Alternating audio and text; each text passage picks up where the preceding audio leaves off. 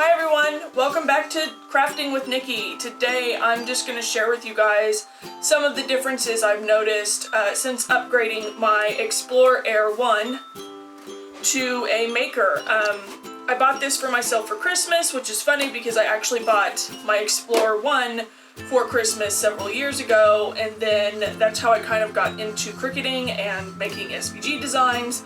So I just wanted to go over, if you are new to Cricut and you're not sure which machine is right for you, I'll kind of go over the different settings.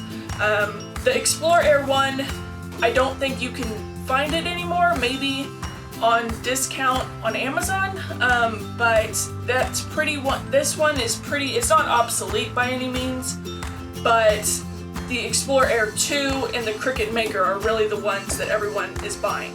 And the Explore Air 2 you can get in several different colors. It just depends, where you get it from. It's like a KitchenAid. They've got exclusive colors for certain companies. But we'll go over just the basic differences real quick, and I'll show you around the machines. Neither one of these is plugged in right now, just because I want to share with you guys. But we'll get started, so stick around. Oops. So I did also just want to jump on here and say that I decided to do a 365-day challenge where I create every single day using my Maker or even just doing something else. So if you want to see all of those creations, be sure to follow me on Instagram at Crafting with Nikki. I'll share all the post every day on Instagram. I won't share them every day on YouTube, but if you want to, you can check, I'll do like updates on, just like what did I do this month or what did I do this week. I'm not sure exactly how often I'm going to do the updates, but be sure to check out at Crafting with Nikki on Instagram to make sure and keep up with every single day this year, because I'm going to just craft every day this year and just have so much fun with it. So we'll get into this video now. The Cricut Explore 1 is my first Cricut machine. The first noticeable differences you're going to see on the Explore 1 versus the Maker is the Explore 1 is more affordable and it's also lighter. It's still pretty hefty, but it's definitely lighter than the Cricut Maker. You'll also notice the dial right here. That one is not on the Cricut Maker, just because everything is done directly from Design Space. The next thing you're going to notice is the Maker has an open button, or does not have an open button, which the Explore 1 does. It's more of a magnetic thing. You'll see it here in just a second.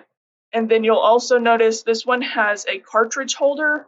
For the older, original Cricut machines that you had to have a cartridge and you couldn't upload your own designs. The next thing you're going to notice right here is going to be the tool holder. There is only one tool holder in this one versus the Maker, and I believe there's other Cricut machines that have dual tool holders, but this one only came with one. There's an adapter right there if you wanted to write with it. You can switch it out really easy for the deep cut blade. This one has two convenient little magnetic storage tool drawers, and the Maker has one, but it is compartmentalized a little bit better. So the Maker, or the Explore 1, I'm not really sure when this one came out. I'll have to double check, but I purchased this one in 2017, right around the same time the Maker came out, but I wasn't sure if I was going to like this, and it was the cheaper option.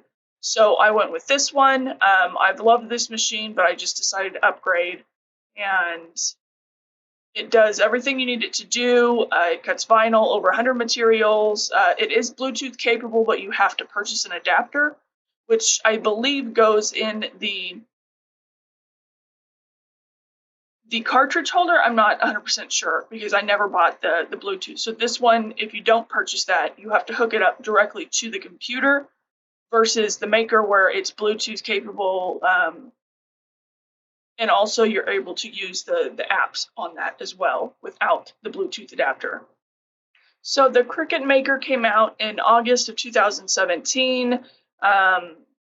It is by far the most powerful of the Cricut machines. It can cut more materials than any of the other machines. It can cut more materials than other machines. It also has the capability to cut wood. If you have the adapter, they just came out with the engraving tool for metal. You'll see here when I opened it, there's no knob like on the Explorer 1, and there's also no open button. There's just the power and the loading buttons and the cut button and the pause button. That's just because this one's a little bit more automated. It was very easy to open. Again, this one has more cutting force than any other Cricut machine. You'll see right here where the dual tool system is there. It's also adaptive, so if you have the knife blade, you can cut balsa wood. If you have the engraving tool, you can engrave metal. There's a debossing tool. There's so many other. There's also right there, that's the rotary blade, and that can cut fabric to make sewing a little bit easier, or if you're making quilts or, whatever. So I picked this up at Michael's, and like I said, I've been in love with this machine. It's Bluetooth, so I can keep it in my craft room versus keeping it where my computer is.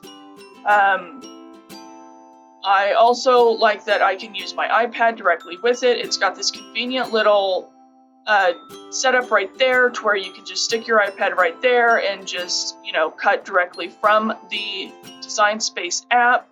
The Cricut Maker is by far, it's my favorite of the cutting machines. So that is the Cricut Maker.